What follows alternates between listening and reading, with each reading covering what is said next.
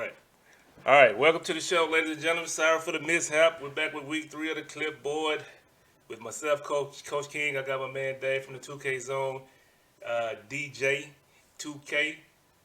This week we're going to check out a few things. We're going to start it off by checking out 630's MVP campaign. Check out a game versus Pistons right here. I think he went out for 38 this game, so I just want to take a look and see how this guy's scoring output, how he's able to get his buckets, and we'll just start the show out like that. First, I'm gonna introduce my man Dave. Let him see what he has to say. Introduce himself. See what he has going on. As you all know, Dave 2K. Dave's from the 2K Zone. Has a show on his network on Twitch 4 times a week where he covers the NBA 2K League, various topics throughout the week. So he had a show last night that covered the Eastern Conference. Had a few guys on there, Lynn from Gen G, Papa Shots on there, amongst other guys that's usually on the panel. Broke down, well, not actually broke down, but they gave the grades, mid-season grades for the Eastern Conference. I think tonight, gonna check out the Western Conference. So, Dave, I'll let you go ahead and speak more on that in your 2K Zone website. I appreciate that. Tonight, 8 p.m. Eastern Standard Time on twitch.tv/2KZN, we are going to give all of the Western teams their mid-season grade.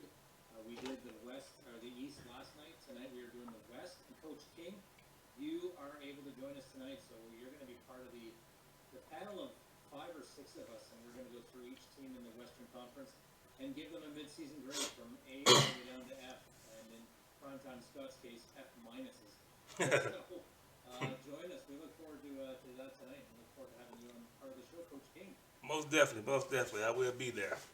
But yeah, without further ado, let's get started. I don't want to hold the audience of 4 that we have in here right now. Appreciate y'all for joining. Let's see what we have in here first before we get started. Give those guys a shout out.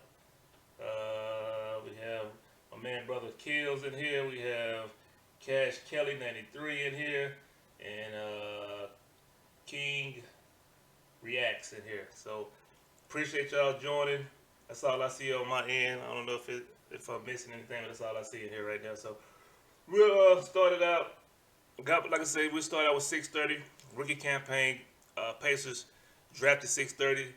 This followed off season to lead their troops. They hadn't had success in the past with the point guards that they had in the past. Looks like they found a gem this year in 630. A guy that I did a scouting report on early, well not early, but during what the league had was giving away pool spots for winners of the team tournaments that they had throughout pre-draft. 630 ranked high in my scouting report. Actually, I had him. Believe it or not, I actually had him. If you looked at the scouting report, I had him around doing the type of numbers that he's doing now in the league. I had him pretty much almost pegged to the numbers.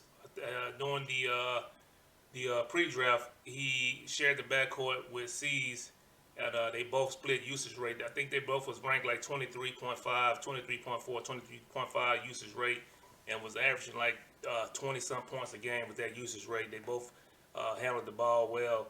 I did kind of dock 630 on his leadership, point guard leadership, just because, like I said, him and C shared the backcourt during that time, and I really didn't really look at it from that perspective of him running his own team, and I kind of docked him on that and doing the report that I did on it. But usage rate, scoring output, field goal percentage, and all those metrics that went along with it, pretty much projected him to be a 30 point plus scorer in the league, and that's where we at. I think he's averaging like 35 points a game during the season right now. But let's check out this game versus Pistons. I choose the Pistons because they kind of solid on defense, and I think he dropped 38 on the defense. So I wanted to pick a team that actually has a little defense and a couple of guys on the Pistons that has defensive pedigree. So I wanted to check out how he was able to get his 38 points against these guys. So let's check it out. I'm just gonna skip through certain things. I'm gonna look for 630. He ball handler. So I haven't checked his usage rate, but I'm sure it's probably somewhere in the 40s on his team as well. So And you got people talking about him for both Rookie of the Year and MVP at this point. So he's making quite an impact so far, man. that is correct.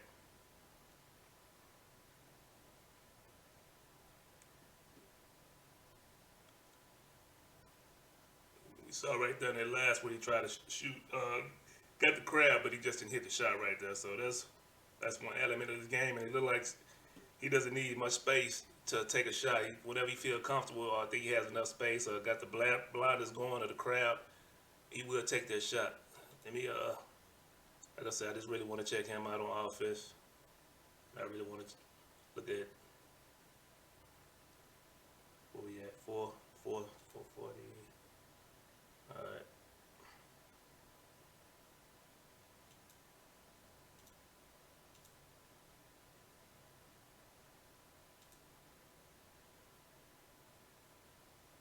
We go back a little bit. We just kind of going through this real fast.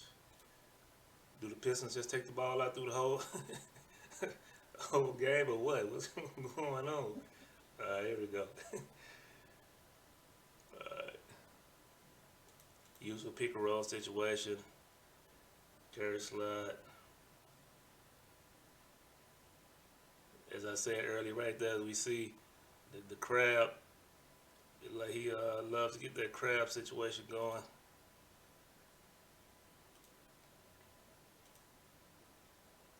Definitely a guy that, like I say, he's a score first point guard.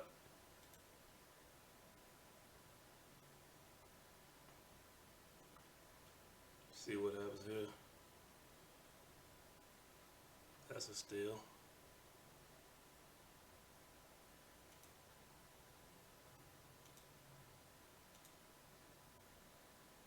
Transition. So that's an easy deuce. I mean that'd be a quick way to get 38 points right there. There's another transition.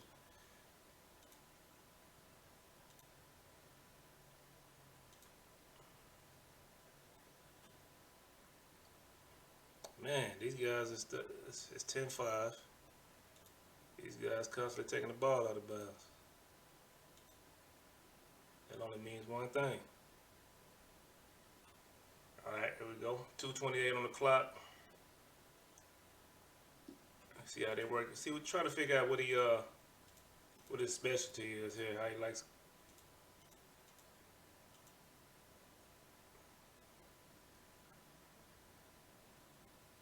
Walk back. Missed that shot. He's wide open too. Definitely.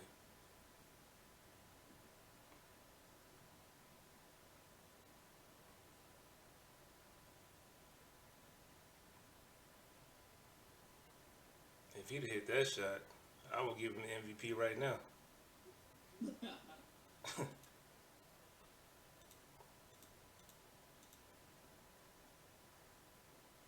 I mean, right now, let me see. 3 of 6, 0 for 2, 6 points. He must really explode in the second half because this is a slow start. How many points did he end up with in this game? 38. 38 points? 38 points. That might be a season high for him. I'm not sure. 40. He scored 40 a couple times. 40 plus.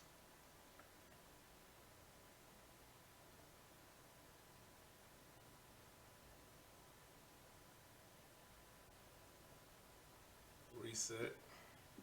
Yeah, season high is 48 against the Lakers a couple of weeks ago. Yep. Like I said, this is a slow start right here. I mean, like I said, he must really explode. I forgot to mention, if anyone's in the chat and you have questions for Coach King, for anything you see or anything you want to see on the film, please put it in the chat. I will make sure to bring it to his attention. He's quite focused on watching the film, so I'm here to watch the chat and just bring questions up to Coach King, so feel free to put any comments in there. Yes, indeed. What's going on, Joe?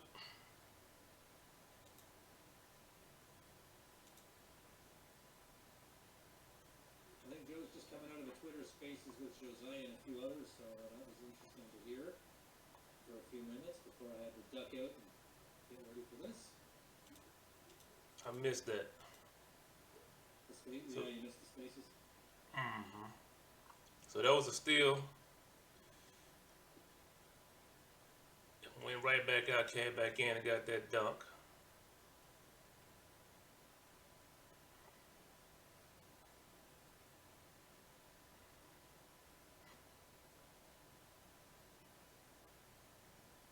See what we got, transition. Pass right here.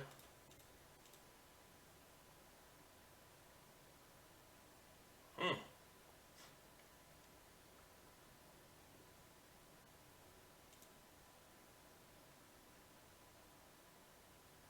Just looking at how 630 getting these buckets, man. He scored 38 points in this game. Slow start so far. Do you know the date for this game, Coach King? I think the 24th.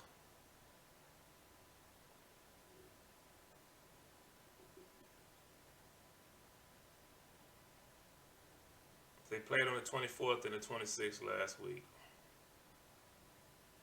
Is this game 1, do you know, or game 2? This is game 2.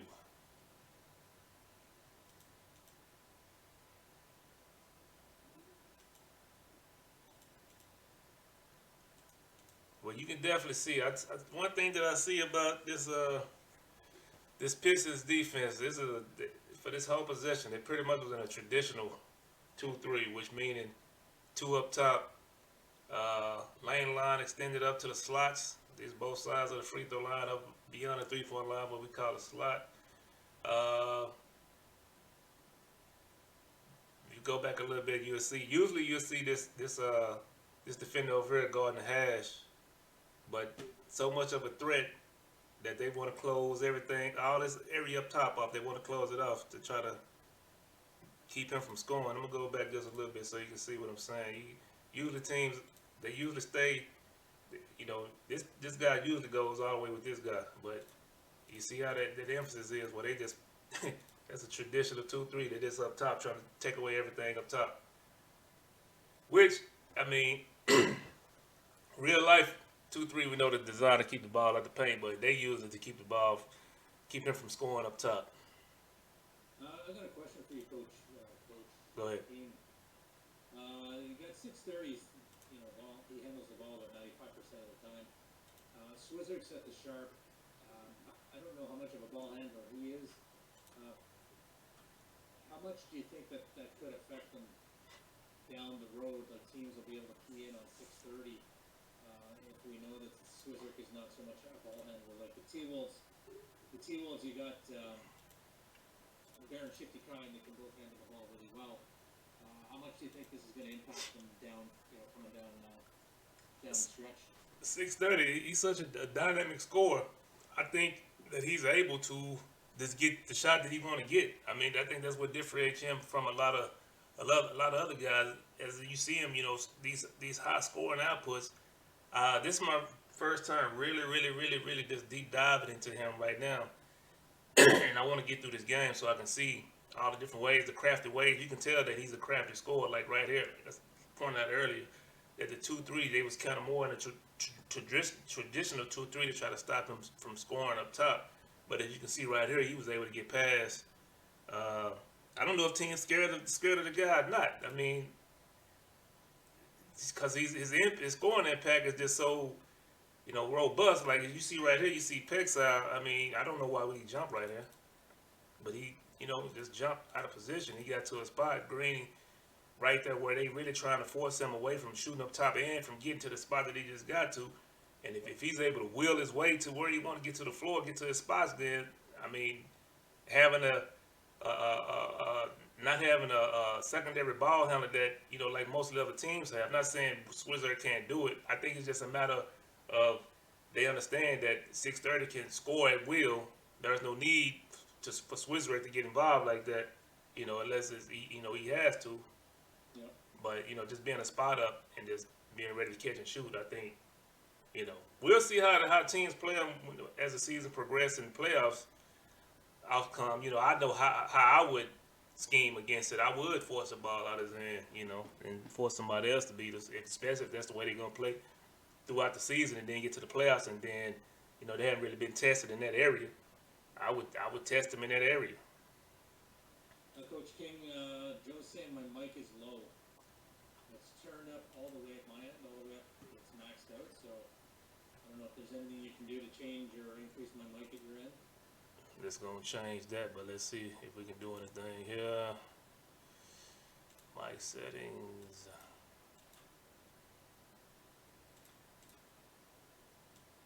I just turned you up as loud as you can go, so you might have to adjust on your end, but you're up as loud as you can go. All right. What about now? Joe, if it's still low, let me know. I'll just talk really loud. I think you should be good now. Still bad, he says.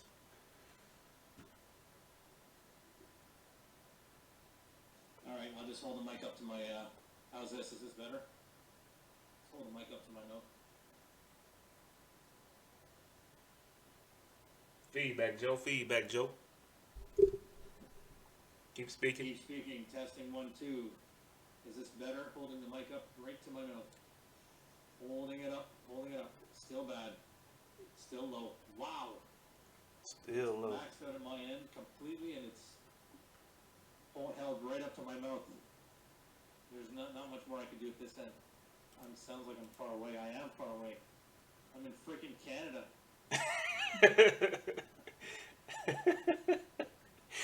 Hold on. Just to get over the border all the way down to Okay, Texas, try man. that. That's a Is that long better? freaking Is way. that better? There, okay. They said There we it's go. Now I'm probably too loud. better. I'll turn you down over here. Perfect. Thanks, Yellow Mellow. Thanks, Joe.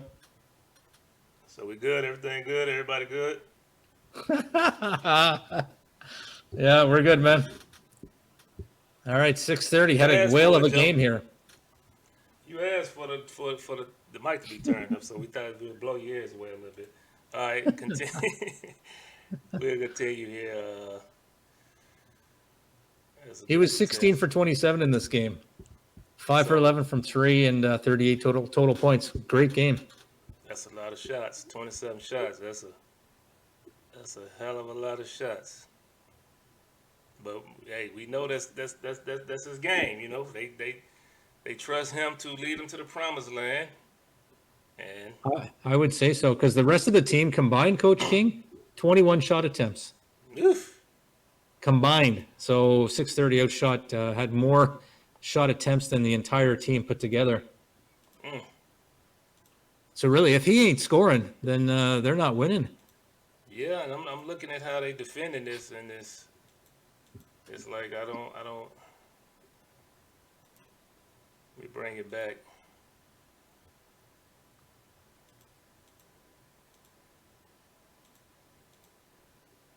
Like I mean, they were playing it earlier where Charge can come over and show here, pinch this, but now he's hugging. And Ramo just way too high.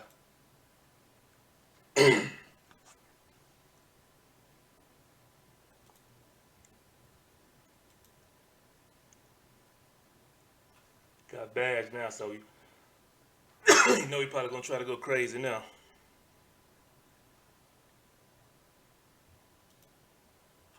Badge wide open. And they're doing it on defense too. They've only allowed 16 points up until now, which is not a lot for a high-scoring team. You say it was 16 and 27? Yeah, 16 of 27, 5 for 11 from 3. Some of these shots we saw and missed. It looked like he could have had a better field goal percentage than that, because he missed some pretty easy shots.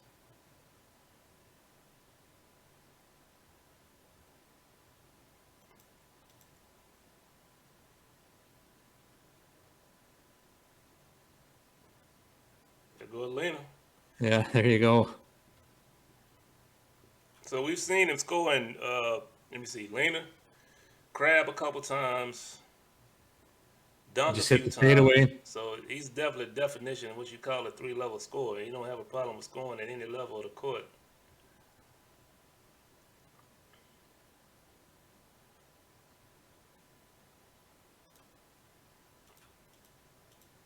Yeah, he only ended up with 6 assists in this game. Yeah, so So that's what this I'm was saying. definitely He's ball that. dominant in this game. Yes, he's definitely one of those. Like I said, score first, score second, score third, pass fourth, PGs. But if he score like that, I mean, like I say, if he gonna take them to the promised land, and I think they're gonna have to switch it up though. I think they're gonna I have to think so get. too. Yeah, they're gonna have to because look at this. Yeah, we had 19. You remember he had a slow first quarter. Now we 18 or 14, 2 or 6, 14 shots. The rest of the team 5, 10, 13 shots. So he has one more shot than the rest of the team total. Wow. Now Swizerk ended up 2 for 7 in this game, and he's already 2 for 5. So that means he only had 2 shot attempts for in the whole second half. That's crazy, man. I bet if you look at most of the games, it's probably the same. It's probably the same way. But that just tell you how this guy he's just able to score, man. He's like probably the best scorer the league ever seen. I'd be interested to see if the Pacers have a game against the Wizards coming up. Yeah, that'd be interesting to see how they game playing against him.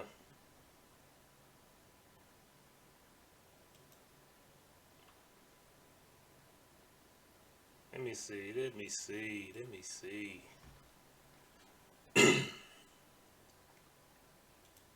Like there's no resistance. He just come down. He gets to the 3-point line. Like there's nobody. No press. He just goes right by that. Ready and tried his best, I guess. Now they don't play the Wizards at all, but their next matchup is against the Bucks gaming, which will be really interesting.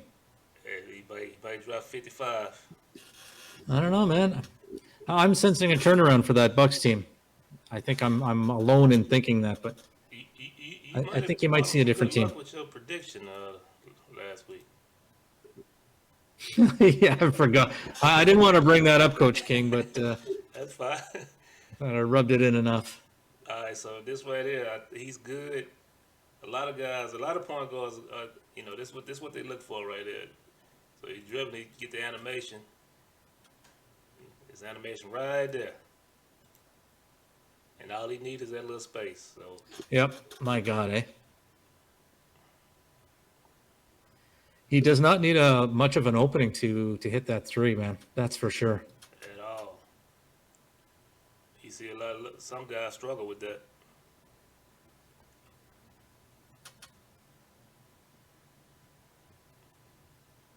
And how much of an impact do you think Jomar's had on the success of 630? I mean, he's Well, he can't do it alone. I mean, Jomar's had a big impact on this team so far this year. yeah, you look how he set the screens that he set, and then he knows when to when to go off those screens. He missed that easy shot right there. I'd love to know how many offensive boards he has.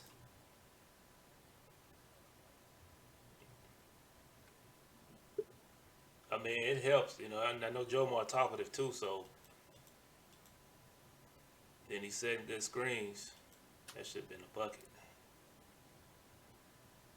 Yeah, because 630 said I think he was part of a Twitter Spaces that BFW had last week, and 630 said he doesn't talk a lot during the game, so Jomar probably talks quite a bit. Mm-hmm.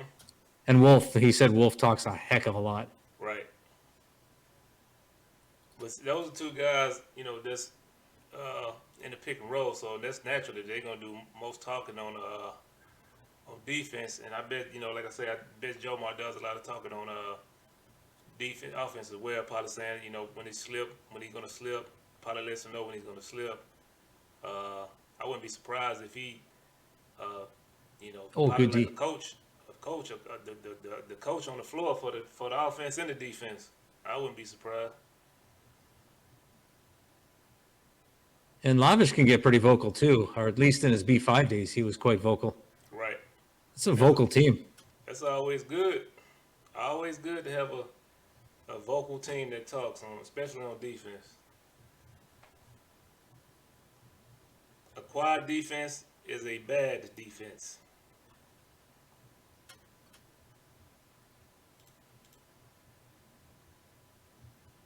Yeah, I think it. Yeah, go ahead, man. And I was like, it's like I'm looking at him. It's like I'm in his head. He's not even looking. He's not even looking to pass the ball. It's like he just look at the score every possession. How much does he remind you of BP, or can you compare him to a BP? Like, are they what parts of their game are similar? I would say similar. I would say he's a better scorer than BP, but definitely similar players. They, just score first, score second, score third. Like, I'm talking Kings guard BP, like not BP now. Like Oh. BP in his prime, like when he was the guy in Sacramento. That's same. Pretty same.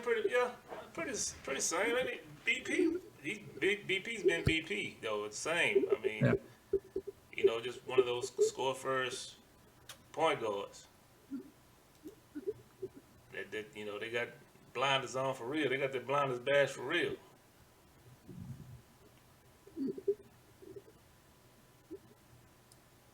Oh, we almost had that steal.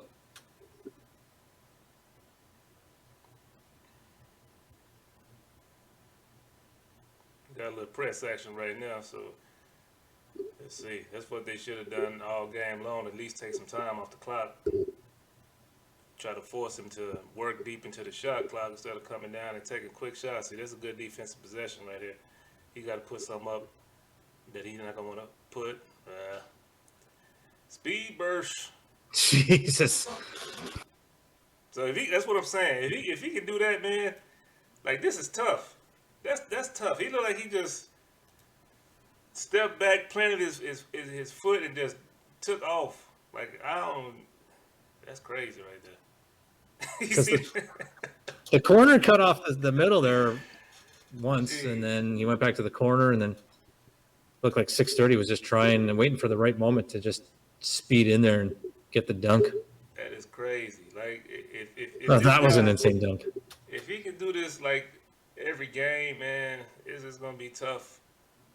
It's gonna be tough because he just really broke the defense by himself. It wasn't even that much movement. It just like he knows the animations and knows what to do in any situation.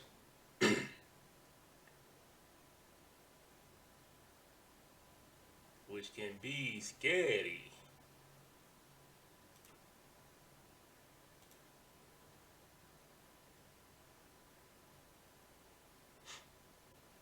Take the ball out again.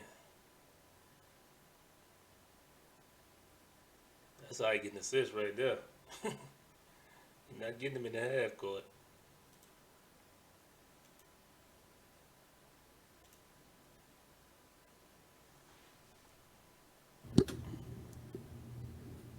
What Joe say? Yeah, Joe was about the talkative two of the Pacers. All right, we're going into the fourth quarter. I'm gonna see if somebody put up a 31. What did he have earlier? I forgot. 19. He had 19. So it's 19. Yeah. The fourth quarter ended up being very low scoring. The Pistons outscored the Pacers 12-11 in the fourth. 12-11. Okay. So what 6:30. He ended up with 38 this game. He ended up 38. So he only scored 7 more points in the fourth. Yeah, he goes 3 for 5 in the fourth. So let's see who got what. And what was the end of the score? What was the score at the end of the game? 66-53.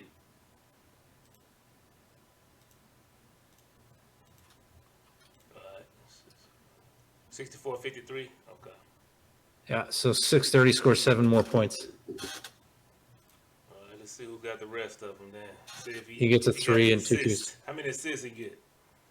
He had 6 in the game total. Okay.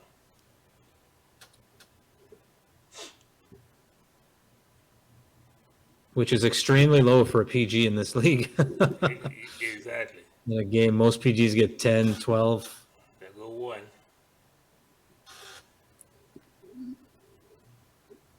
Let me see what kind of adjustments if they made any. If the Pistons made any to force him, because he only took 5 shots. So let's see if they did anything to make him become more of a passer.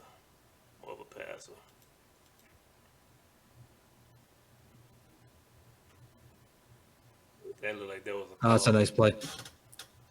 a call action for that to happen.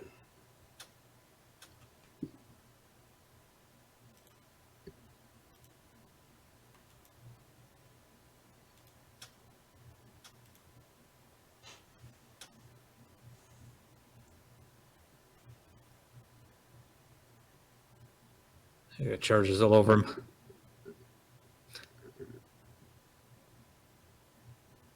It looked like Charger did a decent job on him whenever he was on him.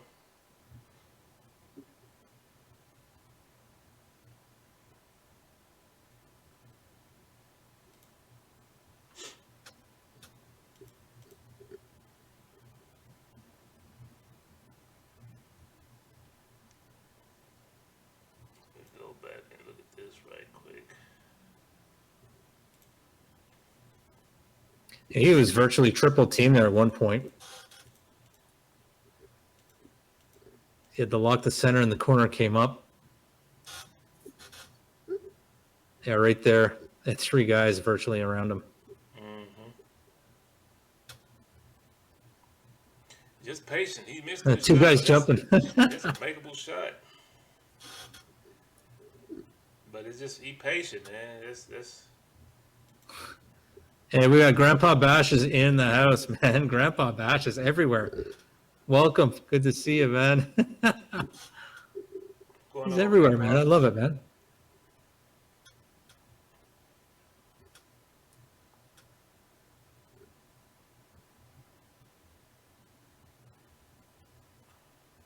Charging.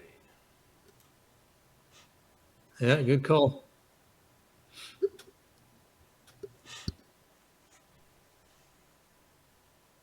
Here we go. One of these plays where he don't need much space to green in your face. That's true, man. There it is, another green. I'm just trying to see what made him take that shot. He like, I'm gonna come down and was it the screen? Let me see, screen. Yeah. There's nobody there. Nobody there. He just pulled it. He just pulled it. So why was he left? Why was there only one guy guarding the pick and roll there on that shot? He came down and they set the screen, and then they kind of like Jomar kind of took off, so they took the defender with him, so they left him with one guy guarding.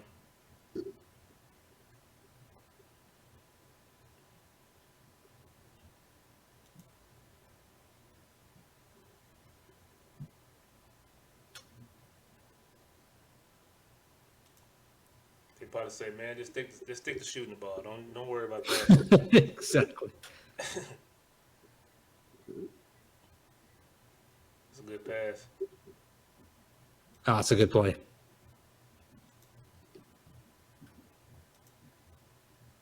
Transition. Hey, T Springs is in the house. T Springs, what's going on, man?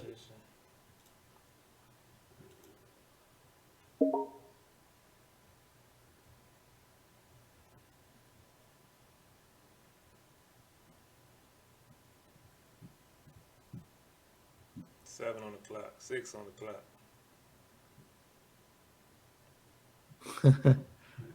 That's going to be a shot clock violation. Nope.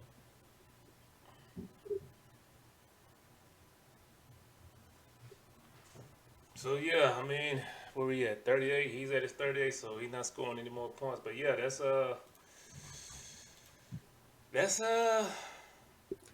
a great performance, man. it is a great performance. 38 points. So we see that this guy, he scores.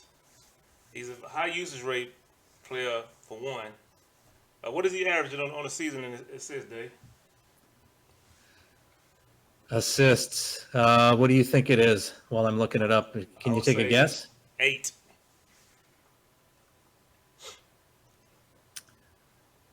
Yeah, 8.5. he's not in the top 10, so I'm going to have to look further down here. He is leading the league in scoring right now, 33.8 points per game. What did I do that?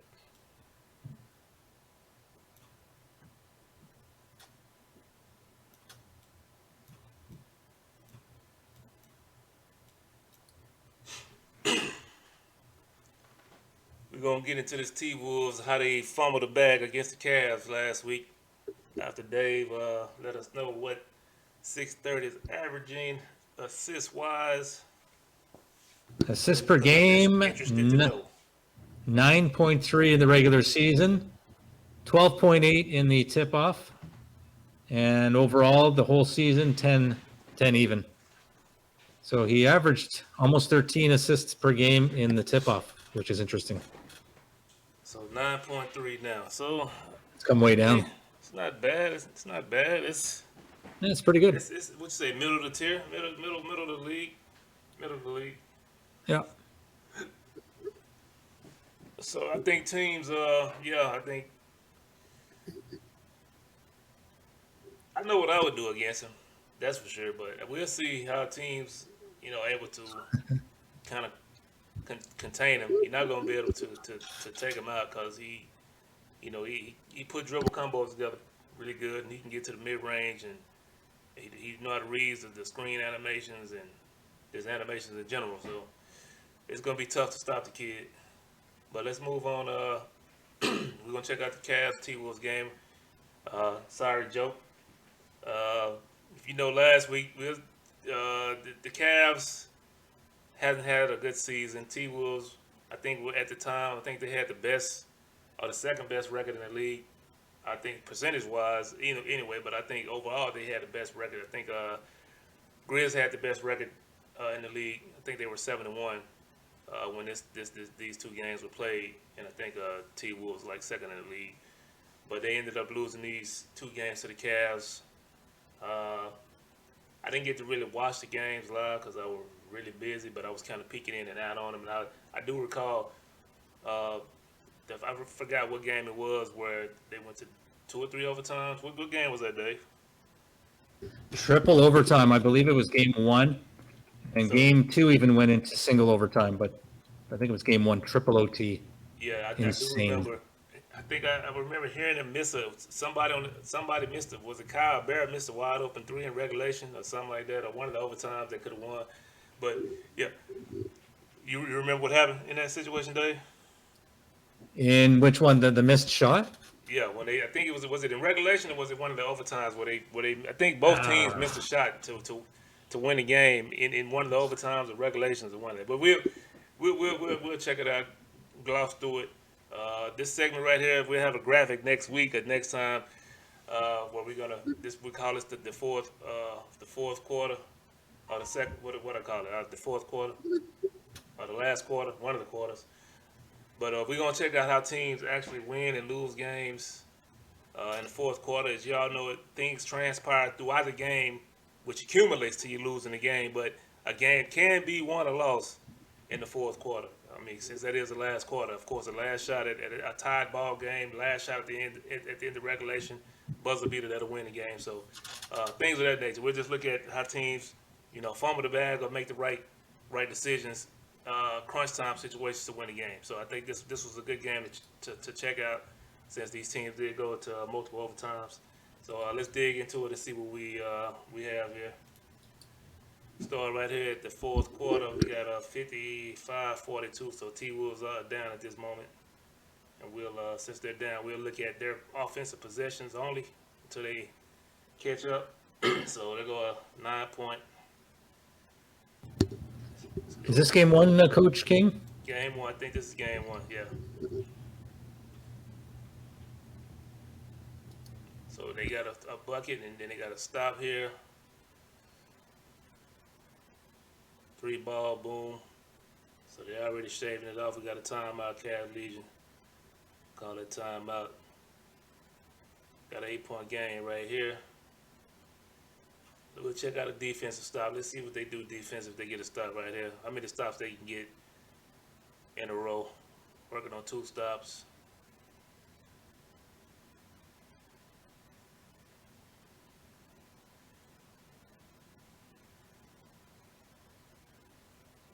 Oh, we missed the corner. Missed the corner. So that's 3 stops. They missed the corner. That hurt. They missed that corner. So that right there is a situation right there where I say if he'd hit that shot, maybe Cavs win this game without even going to overtime, because that pass should have went to the corner right there.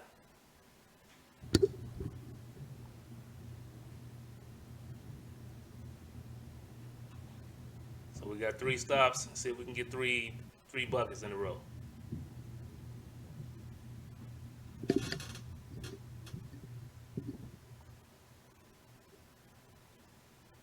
And this is what I'm always telling the team. Also, I'm like, man, let's see if we can get 3 or 4 stops in a row.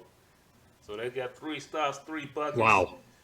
They already Cool. cut this thing down over halfway from when the quarter started, and it's only not even 2 minutes has gone off the clock yet.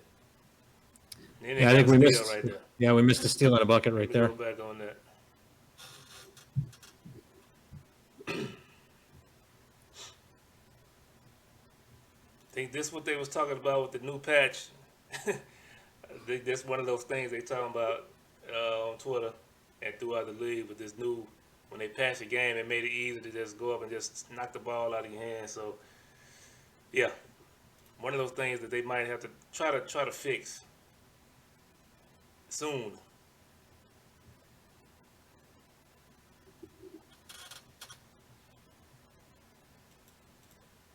So we got 4 stops and 4 buckets. Yeah, this game was full of steals. The Cavs ended up with 11 steals in this game, and the T-Wolves ended up with 7. Yeah, it's because of that patch, man. That patch. That new patch. The latest patch broke the steals or something. So we're working on 5 stops. Got the board.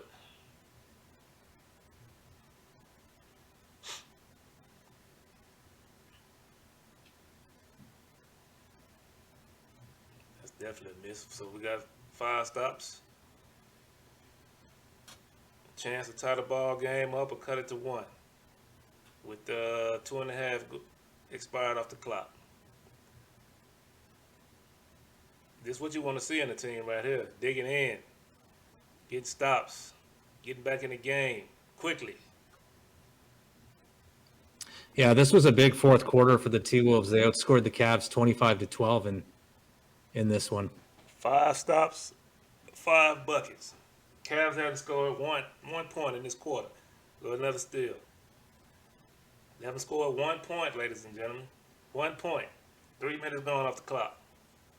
This is what you call a meltdown.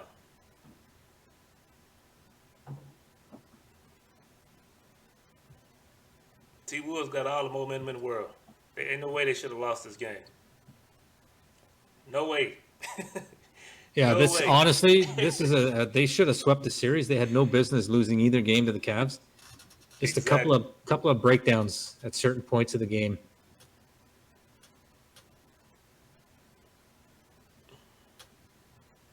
I mean, they played tremendous defense. They've scored 100% in this quarter.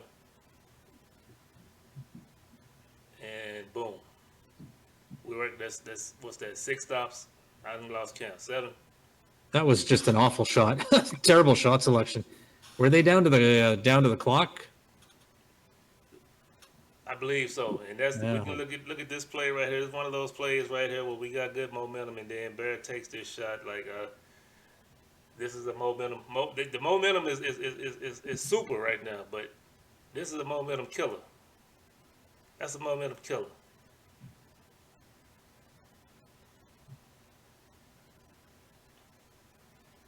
He could have got. See, at this moment right here, I think. Let me go Yep. back and look at that. You've scored every time you came down the court. I forgot how many times. I forgot how many points they scored. But you come down. Let me see where we at. Did I pass it?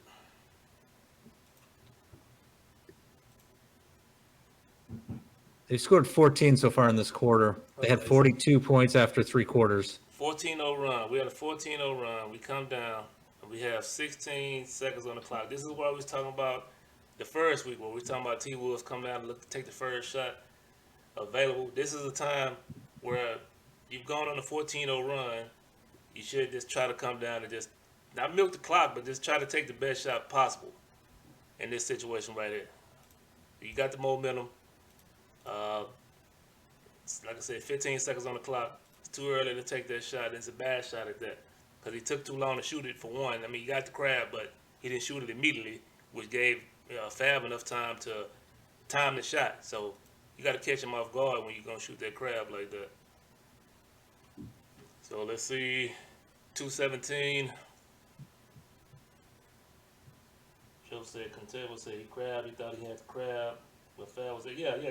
That's what I mean. He kind of, because he paused on that crab. He should have went up immediately. It gave Fab enough time to time the shot. So I'm almost guaranteed that the Cavs gonna get a bucket right here. They've gone the whole quarter thus far without getting one bucket. So it's got to be time to get a bucket. Still not time to get. Okay. They get it back. Hold on. They get it back. Timeout.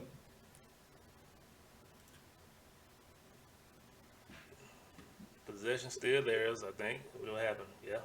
Still no points. Here's a quick trivia. Has there ever been a team that has scored 0 points in a quarter?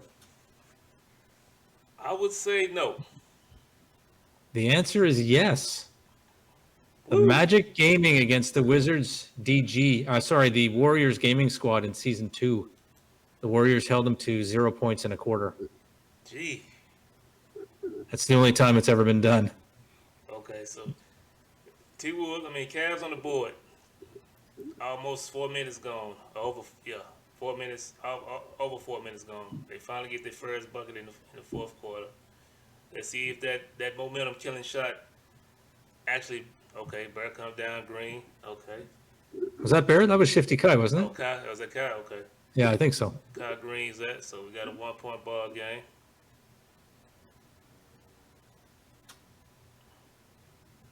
Fab wide open, boom. Now we trade buckets. Haymakers are flying now. The Cavs was knocked down, but they didn't get knocked out. They back on their feet, and we just swinging baskets. We just exchanging baskets right now. Tie ball game. Now that was a great play. That was a great play. Shouldn't gloss over that one. That was a really good play. Go back and check it out for you there. Let's go back and look at that. I'd love to see more of this kind of offense in the league, man. Just a beautiful cut from the hash. Let's see what Or from the wing. Let's see. He just called it. Right there. He's starting to cut now. Perfect pass. Perfect. Love it, man. On time. That's outstanding. I love that. Yeah, that was definitely something Brad called coming up the court. Tie ball game.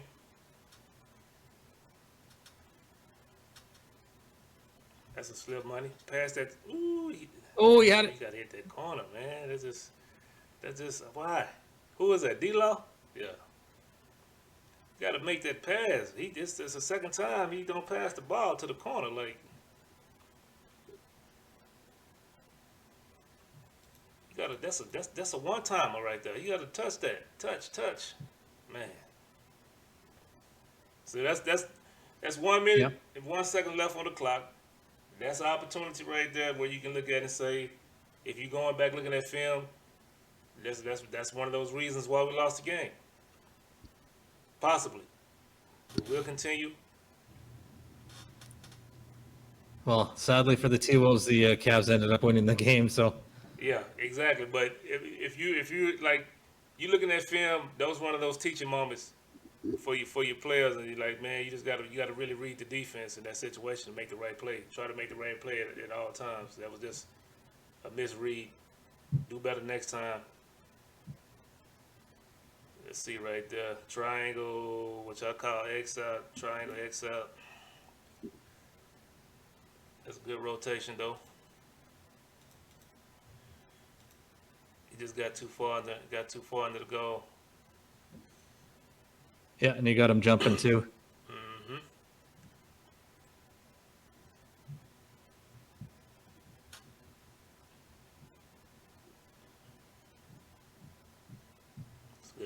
Good pass. Good passing. Good passing. Oh, good ball movement. That was great ball movement.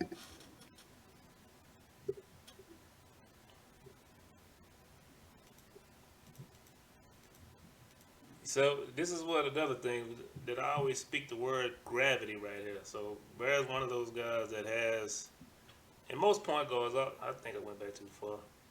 Most point guards, have some gravity, what I call gravity, and I, explain that.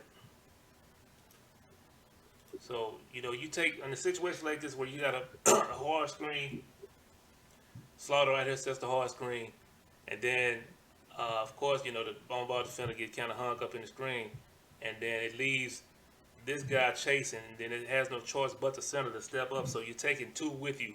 When you're able to take two players with you, that's what I equate to gravity, especially when you're up high like this. It's a spacing term that they use in basketball. So you see right here, he's in the trail position. He's out of the play. The center has to come over and take this lead is slip wide open. So he essentially had this guy right here also, and he just opted to go with the badge. I think he went with the badge instead of going with this right here. But he definitely had Slaughter open, right there for that. But like I say, he go for the badge instead. Badge make one more extra, and then we get the three ball with. Yeah, a beautiful play.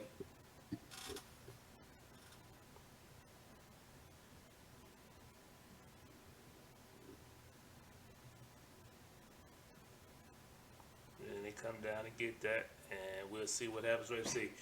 So Cavs end up winning this game. T-Wolves up one with 18 seconds on the clock. Now this is dramatic. If we watching this live, we're like, okay, T-Wolves got ball. They are 1 point. All they have to do is get fouled, right? Get fouled, make 2 free throws, play the foul game back, right? That's the scenario, right? Just as spoke free throws. That's the scenario, right? That's what you're telling. We're gonna get fouled here. We're gonna get fouled. All right. So let's just make the free throws. We got one more foul. They had a foul to give. One more foul. Let's get the ball back as soon as possible. All right, we got the foul, 14.5. T-Wolves in good shape. Let's knock down the free throws, guys, and we good. We play the foul game going the other way, and we just keep fouling, making our free throws, and then we go home with a win. So let's see. 1 free throw. Up 2. Up 2. Good shape. Up 3. Boom. All we have to do right now is foul. Let's see what happens. We choose not to foul. We choose not to foul. And we get fouled. We fouled instead of taking a foul. Foul on a 3-pointer nonetheless. So we fouled instead of taking a foul. Who coaching over there? Joe? You know how suspect these free throws are, man. I'm fouling, man. I am fouling. I am not even giving you the chance to shoot a 3. But okay. So they opted not to foul. Well, they ended up fouling on a 3-pointer, man. Yeah, they opted not to foul. Yeah, when they should have fouled. All right, so this free Nick's throw in the here. chat. Oh, okay, so we still in good shape. Now we're gonna get fouled again. We're in good shape. We just at least need to knock down 1 free throw. That's it. Just be careful what you're saying, Coach King. Nick is in the chat right now saying he's on vacation. Oh, okay. My fault, Nick. My fault. But I'm fouling, Nick. I'm not giving them a chance to even shoot no 3. They're gonna go shoot 2 free throws, man. I'm up 3. The clock game. It's the clock game. Foul game, clock game. So let's see. Foul, we know that's coming. I think they took too long to foul.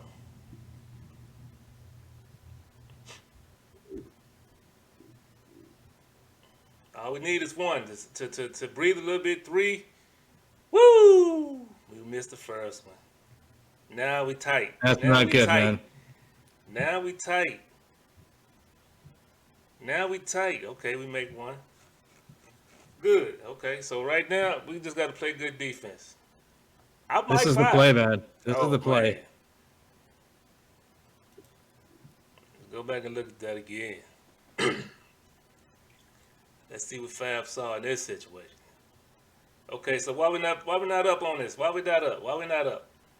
They only needed 3 to win. Why we not up? Why we not at least quarter court? Let me go back a little bit. Now, Nick is saying, he's saying nothing on my players, but I disagree with the foul. He says, but like I said, poor coaching, game planning, and in-game adjustments. My players did exactly what was asked of them.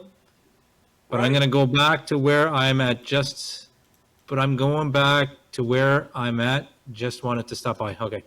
Appreciate you stopping by, Nick. Yeah, I definitely. I mean, in-game adjustments. I mean, things like that. Games like this, it's so fast and so exhilarating, and the thought process. Everything you might can't think of everything we need to think of it at the moment in a moment like this. So understandable. Everybody make mistakes, man. But like I say, I'm definitely filing because the only reason why I say I'm filing up 3 because I know how sus the free throws are, and some of these players, they, especially in a crunch time like this, they get tight. So I take the chance of fouling and just hoping. And I trust my defense on the other end. That's me. But right here, I'm just looking at this right here. I'm at least quarter court up because, like I say, it's 3.7 seconds left on the clock. They only up 2. They only need 2 to tie, 3 to win the game. Yeah. Some kind of pressure should be up here to avoid this long pass from happening. And then the guy's not back set defensively. As you can see, guy already behind the defense, and then you got these guys over here. So the tension, this is gonna be the strong side since I'm saying all the guys over here. Then you got this guy over here by itself. So And, then that's what Fab see. Go ahead. Coach Nick is still saying that he didn't think he didn't want to foul. So he disagrees with you when you said you would have fouled. He said I don't think they should have, and that's why they didn't. So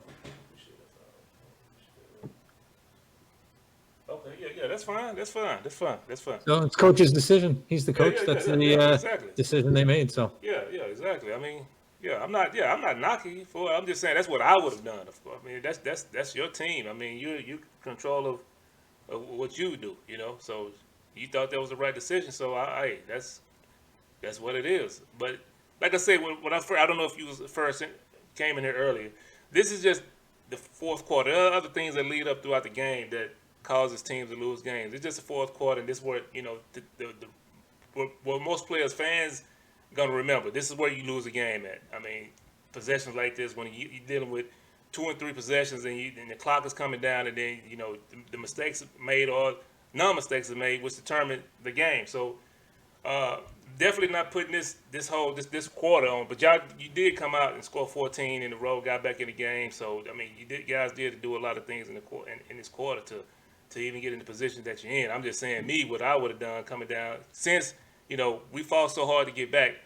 I'm gonna give the team extend possessions. I'm gonna give the team a better chance, in my opinion, a better chance to come out with a victory because, like I said, because of the free throws and how some teams just miss free throws, some players miss free throws. So that's just me. But moving on from that, I'm just looking at this play right here. Fab, allowed to catch the ball to the half court line. Not much time really taking off the clock because he's catching. He can get right into the rhythm or whatever, do what he needs to do. But like I said, over here, this is a problem over here. This guy, no one's even paying attention to him, and this is a guy that end up, scoring the ball to allow the play to go, the game to go to overtime. So yeah, T-Wolves really didn't have a chance to get set on defense at all. right. And this play happened so fast. Yeah, so we go first overtime, and then we look at. But see, this kind of like I say, they fall hard. They score 14 straight to get back in the game, and that right there is very commendable of those guys for being able to do that, and then get themselves in this position because they were down. What was it, 14 going into the fourth? Yeah, 14. Yep. Fall back. Tie ball game. So I'm still feeling good. You know what I'm saying? Since I was able to do that, I'm still feeling good as a team. Still feeling confident we can come out with the win. So let's see what happens in this first overtime.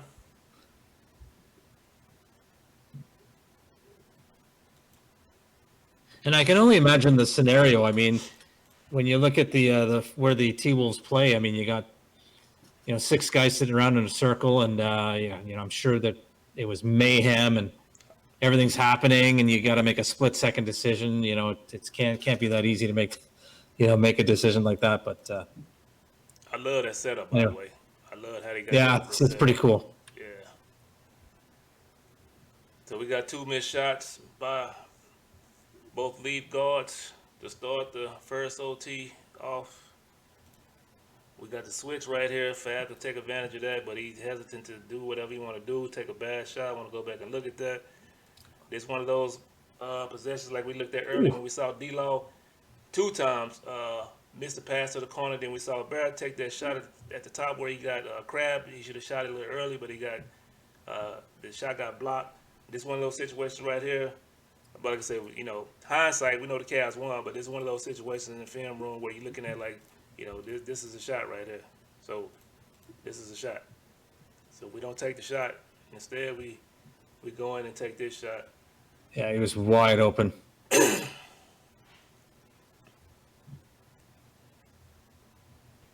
transition, get 5. And D-Law maybe should have pump faked a couple times instead of going straight up. Yeah. Got But blocked. you think you can dead zone to get that dunk animation, but if a guy times it, then that's what's gonna happen. And you got Barrett hitting a fader, a tremendous fader right there, goes up. Great shot. So like I say, definitely feeling good right now. We up 3.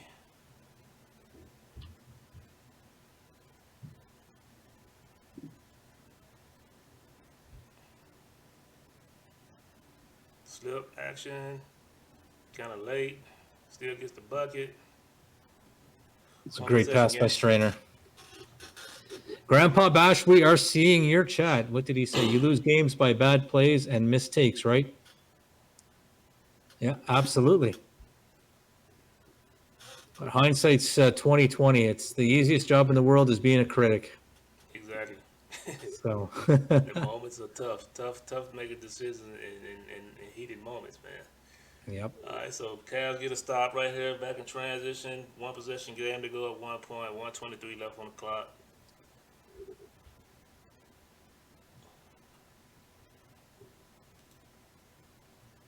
And there go my 15 that they didn't run all the way through. Reason why they got the steal. Y'all trying to run my play over that, Nick. You gotta run it right, though. You gotta run it right if you're gonna run it now. This might be the reason why y'all didn't get the win. 15 coming right at you. Gotta go all the way through, Kai.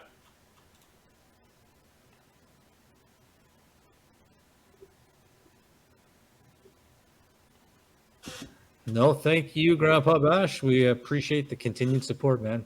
He's everywhere. Love it. Oh, how did that pass get through, honestly? Beast on the board, so Cavs go up 3 right here. Let's see what the call's gonna be. Kai brings it up. Wrap, crab, 3 ball. Boom, right back in it. Quick. It's almost like you called it, man.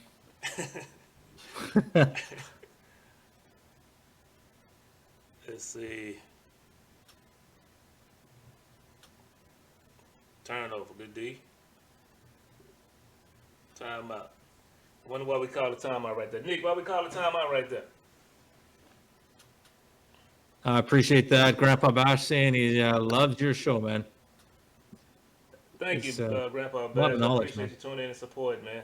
Joe, you in here? Somebody from the T will let me know why we call the timeout right here.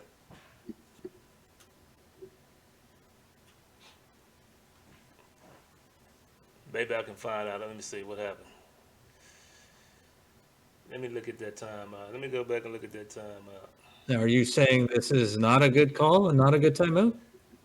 I'm about to tell you in a second. Let me see. I'm gonna say not. Look. They stole the ball. Look at this right there. Who's got the ball? Bear. Who's that? Saint got the ball. And you got Bear running right here. I think you can hit Bear and he can hit this Kai right here. I think so. So you got you got numbers. You got numbers. You got a guy 3 steps ahead. mean, of course, the ball could be tipped. I mean, but you got options though. I mean, it just again hindsight. But I'm just saying, I'm gonna try to get that. I'm gonna try to get that up, man. We got numbers right here. Got numbers.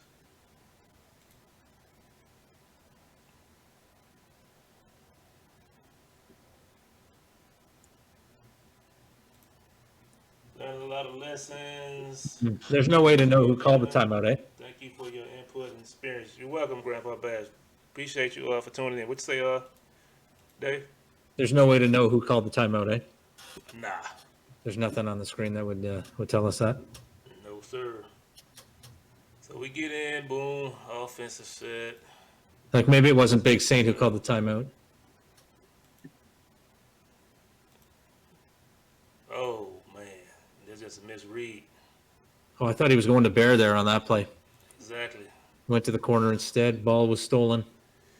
See, this probably was a call play right here, just premeditated, thinking Yeah. that the corner gonna drop and hit the corner instead of just reading. That's a lot of this is. I keep saying part of development. There's a lot of things that the 2K players do.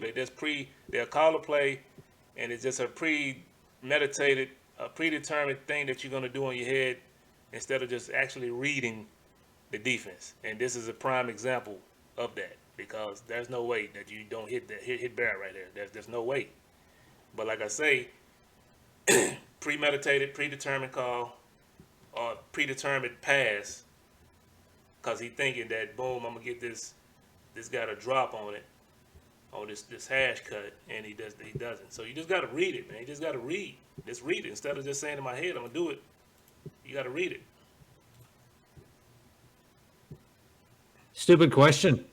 Is there any chance that he pressed the wrong icon, the wrong button? No. That like I said, that was a called action, and he anticipated. And it's like I liken it to a mindset of I'm gonna will this guy to move. Just because I'm gonna throw it here, he's gonna move, and I'm gonna be able to make this pass. That's kind of how I envision in these guys' head when they do that. It's just a premeditated call, you know. Yeah. See it all the time. So Cavs called timeout. There's 20.3 seconds left. Tied in the first overtime. So they, of course, in this situation, the ball is in their court. They have the advantage in every situation scenario. 10.1 seconds on the clock. Tie ball game. They take the last shot. Win the game, or we go into second overtime. So, I mean, we already know what happens, but let's see what kind of shot they get. Fader, he didn't try to shoot that. He wanted to get a quick stop right there, so just having got a little leaner to it. So 1 point on the clock. 1 second left on the clock. I think Grandpa Bash is right. He's saying that that steal, he thinks it was a play that was practiced and didn't work. Correct. I agree. It was a set play, and he ran it no matter what. We got time for a flick up. So 1 second left. Well, we know what happens here.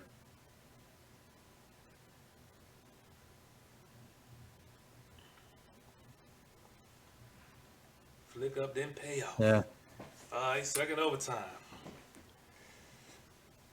So we saw a couple situations where things could have happened that could have, both teams could have won the game. Just, which happens in the game. You're not going to play a perfect game. There's going to be mistakes, but like I said, the D-Law not passing the ball in the corner, the premeditated pass to the corner where they stole it and Bear could have dunked the ball, that would have won the game for those guys. So here we are, second overtime. Let's get into it.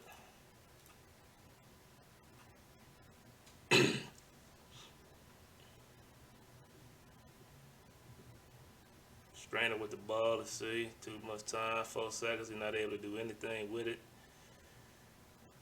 That's just ball sticking on one side of the court too long. He's not able to really put no combos together to even get some space. So shot clock goes down, make a little dex pass to the mid-range. The defense was there, blocked the shot. Timberwolves on offense. We got a drag screen. I like to call it drag screen or a double screen up at the top, how you want to call it.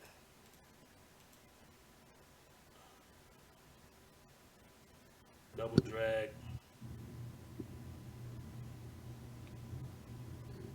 Good defense. I want to go back just look at this a little bit, though. Let me see what happened. They just took a lot of time trying to get into that offense possession right there. Let's see, 24 on the clock. Yeah. Like I say, you got the double screen right here.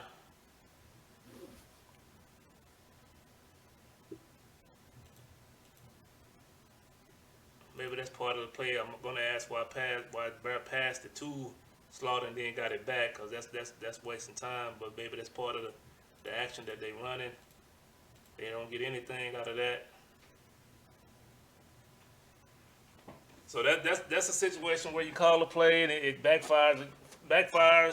Yep. You don't get anything out of it instead of getting into your base pick and roll set. But they end up getting a shot right there, so that's 2 points.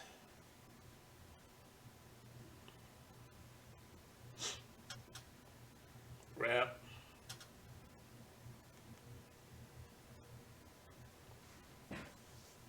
Ooh, Saint got 5 right there.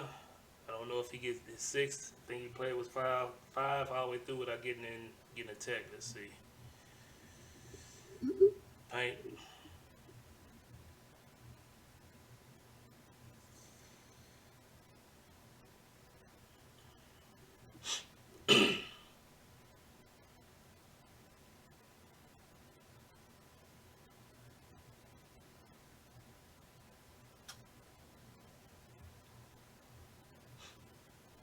That's a bucket. So T-Wolves up 3. Whew. 1 minute left. Let's see what happens. Feeling good. We up 3. All we got to do is not let them hit a 3 now. Okay, we good. We come down. We just keep trading 2s or 3s now. We can get this W.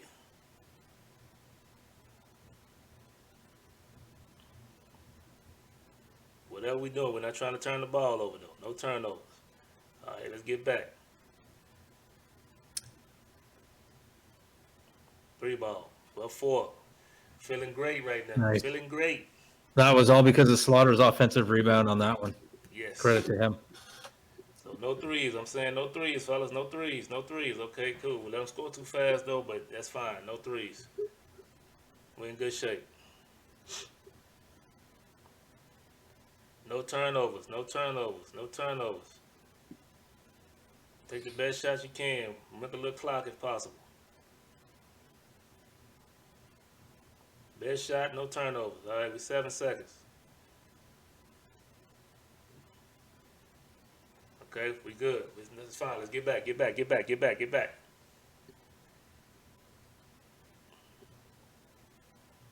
They doing everything they need to do right now. Everything is good. Everything is good. Oh, foul. The bucket and the foul. The bucket and the foul. That hurts. So let's see what the Cavs opt to do defensively. They're up 1. Let's see what they opt to do defensively. Of course, they don't foul. Not intentionally, anyway. Okay, slip. 6.1. Let's see what T-Wolves opt to do. We got Sharon Joseph CA in the chat. She is my sister who is supports. Family ties in the building. Great support. Appreciate the support. So right here we got a shooting foul, Dave. So we know he has a split 1 since they go to another overtime. So if he hit both, maybe they win the game.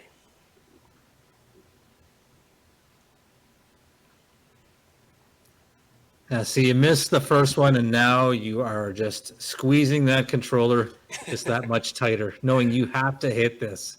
That is correct. And he comes through. Tie ball game, 2.5 seconds left.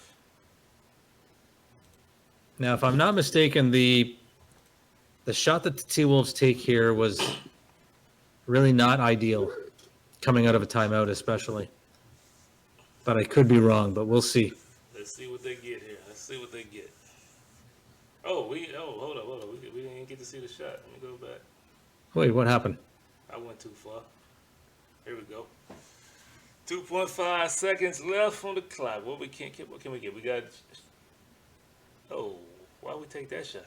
Yeah, this was a very poor shot, and I questioned it when it happened. Like, coming out of a timeout, you got to do better than that, in my opinion.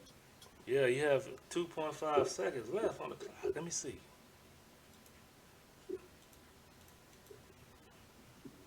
I gotta say that he didn't try to take that. I don't know. Maybe he did. I don't know. Like, what do you mean by that? That he didn't try and take I it? accidentally hit the button. I tried to pump fake it, and it just shot it. Trying to get the benefit of the doubt. I guess because, like I say, coming out of a timeout, you want to see a better play than that for sure. A better shot opportunity. It's good defense. All right, triple overtime. Got the rebound, so Cavs up 2. Starting out good.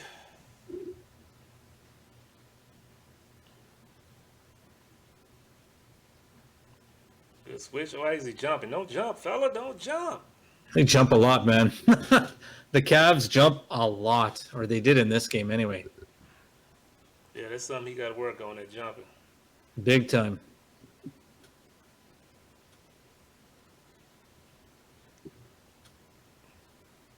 Top ball game, 2 minutes left. Let's see what the T-Wolves get. Yeah, I didn't like that shot attempt by Fab either. No. It was unnecessary. I think he had some problems with quick stopping. When you see those leaners kind of like that, you can tell the intentional ones. The intentional ones usually take place on either on the left wing. Some go right, but if you see them kind of in the middle, that means that they more often than not that they try to quick stop right there and just couldn't get the quick stop animation, and they end up taking that little leaner right there. Which, if you're not trying to do it, it's harder the time than when you are trying to do it, of course. So we miss one free throw, make one free throw, and boom. Question in the chat: how much time is the overtime? Overtimes are 3 minutes long. 3 minutes long. So we've played a quarter. This would be a quarter and a half of basketball. So they essentially played 5.5 quarters to get this game completed. So a regular quarter is 6 minutes, and overtimes are 3 minutes long. Top ball game, 1:25 left on the clock. I think this is only the second triple overtime game in the history of the league, if I'm not mistaken. As we see right here, we can go back and see how Fab scored this bucket, but it's... Oh, yeah. And Fab likes to shoot. He had 38 shot attempts in this game. 30. Woo! 38.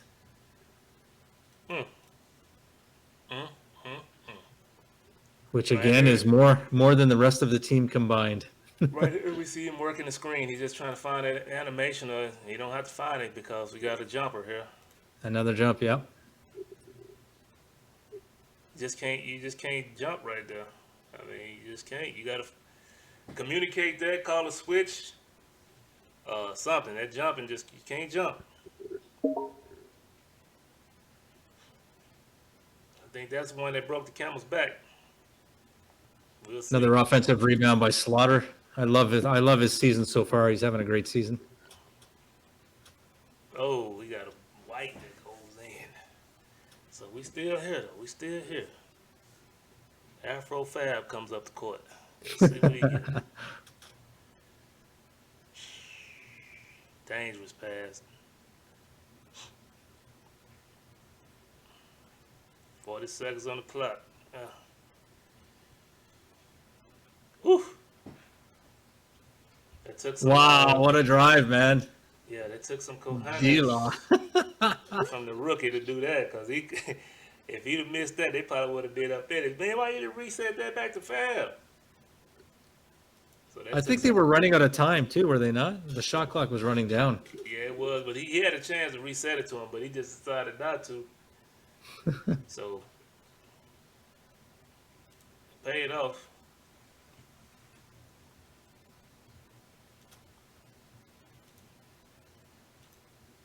Let's see what we got. Cavs just scored on that dunk. T-Wolves trading baskets. 29.7 seconds left. So things get Wow. interesting right here. So we got 29 seconds left on the clock. Let me see how this is going to unfold. If I'm coaching, like I say, it's a tie ball game. Let's take the best shot. If they give us a three, let's take it. But if not, let's try to get a good shot around the 10-second, 8-second mark. I don't want to go too far under that. Get them less time, to try to set up on because they're gonna call a timeout. Come back and set it up on the half court side. So that'll give them about 10 seconds left. Let's see how it plays out. Like I said, I didn't see this game, so we're gonna see what the Cavs decide to do right there. Take first shot, milk some clock. Nope, they take. That's you can't get a 2-for-1, so that's dead at that point. 2-for-1 is dead. So Cavs, T-Wolves in control of their destination right here. Their destiny. They're in control of their destiny right here. Down to 22.9 seconds left on the clock. Got enough time to get a good shot. So let's see what happens.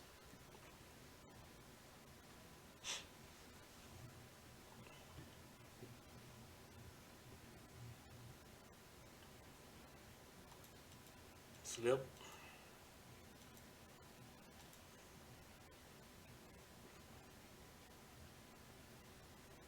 Call another timeout.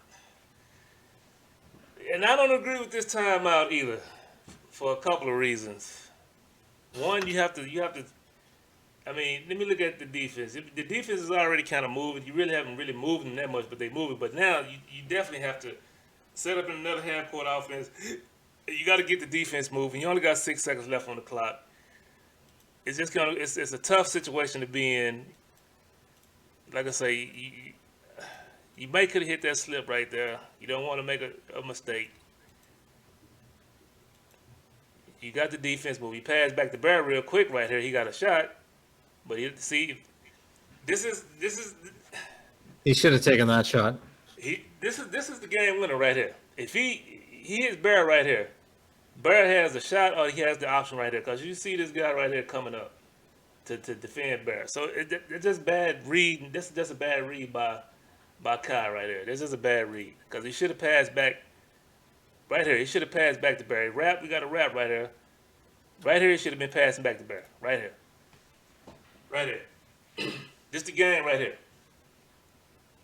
You pass back to Barry, you got the shot, or you got the corner coming up to contest, and then Barry can just drop it right back down if he does that. But you see the guy, he just passed it over to him too late. He tried to shoot it and then pass out the shot. Bailout situation. And that's the game. That's the game, ladies and gentlemen. And then we call a timeout. Look at it one more time, and then we're going to let y'all go. But that's the game.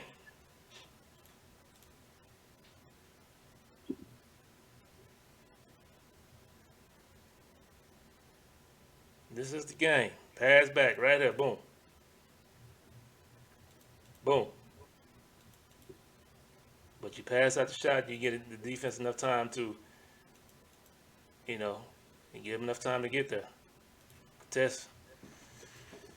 So now we got a 6.6 seconds left on the clock, and like I said, you have to check the ball in, then you got to get into an offensive set, whatever you're going to do, and then you just really don't have enough time. But I'm going to go back, I'm going to see what happened, but I'm going to go back and look and see what Barry could have done. Because like I said, you got the defense moving in that case. You could have probably called him. I'm saying hindsight, this stuff is probably never going to happen in this type of environment, but because, I don't want to get deep into it, but like I say, you just don't, that's a good shot. He just missed that. So that was a good call to get that shot. Yeah, he had a good look for sure.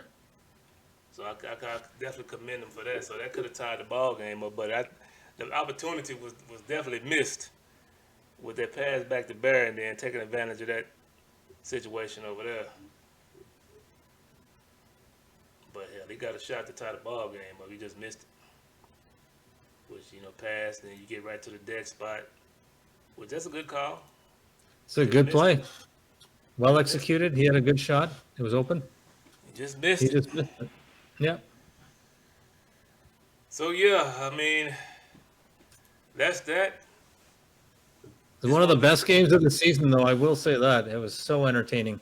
Definitely one of that was a good game to definitely to look at. I missed it live. I was doing some home improvement. I had it on in the background. I was listening, so I really didn't get to see it. But I definitely could feel the energy coming through my phone as I was listening to the game. Especially, I think I did see that him miss this shot right there, because I remember hearing at the end that they had such amount of timeout down to. So I was like, let me check this last play out. So I do remember seeing him miss that last shot. I was like, man, he missed the shot. And we did see a water bottle met its early death thanks to Coach Nick. We did see a water bottle or two flying around that facility. Yeah. Yeah. But you got to love the passion. Got to. But yeah, that's gonna wrap up the show for today. I appreciate everybody who tuned in. Like I said, we do this every Monday at 5 p.m. Eastern. We'll get creative as we go. Dave shoot me ideas, different ideas, and we just pick what we're gonna do. But definitely we're gonna keep this segment going to look at the last quarters of games and see how teams fumble the bag or they they win a game. So we'll keep looking at that, and then we'll keep doing breakdowns and looking at teams, defenses, and offense, what they like to do, and then we'll do breakdown individual players like we did today with 6:30. But that'll do it for today's show.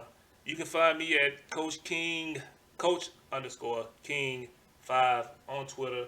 This is my personal Twitch page right there. So you can follow me on here, follow the show. Turn your notifications on to know when I go live for the clipboard. And of course, I got Dave in the 2K zone with me. We're gonna go live on his show. What's that in the next 30 minutes? Less than 90 minutes, man. We're about an hour and 20 minutes away from our review, mid-season review of the Western Conference teams. We're going to give them all grades. Right. So Dave, go ahead and take us out, Dave. Let them know where they can find you, what we got going on tonight, and your format moving forward. Yeah, you bet. Tonight we got, as I say, the Western Conference mid-season reviews. We're handing out grades, so twitch.tv/2KZN. Might take a little break while the league is on break, but we got previews 3-4 times a week. We preview league games, and Coach King is on from time to time, and he's on with us tonight, so make sure you tune in. Yeah, check us out. I try not to get on. I really don't like doing predictions and grades and things like that, because since I'm a part of an organization. But I mean, it's all fun and games. I do it, to help Dave. I support Dave. He helps me out. So appreciate that, man. Like that. So, but are you giving C's across the board? Is that it? You're gonna be like, if I'm gonna do it, I'm gonna put my work for everybody. In, so I'm gonna put my work in. We're gonna have some analysis, some breakdowns. Is the reason why. I get my grades, and I know you will too. And we have Papa Shots on there tonight, so we always coming with the fire. So yeah, look forward to it. We're giving Blazer 5 A+ across the board just for you, Grandpa Batch. We don't care what their record is. A+ all around. We're gonna be like Oprah, and you get an A+, and you get an A+. Definitely.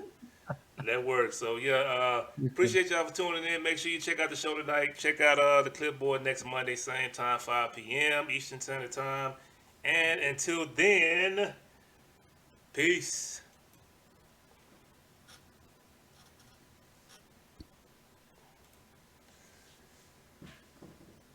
I think that's it.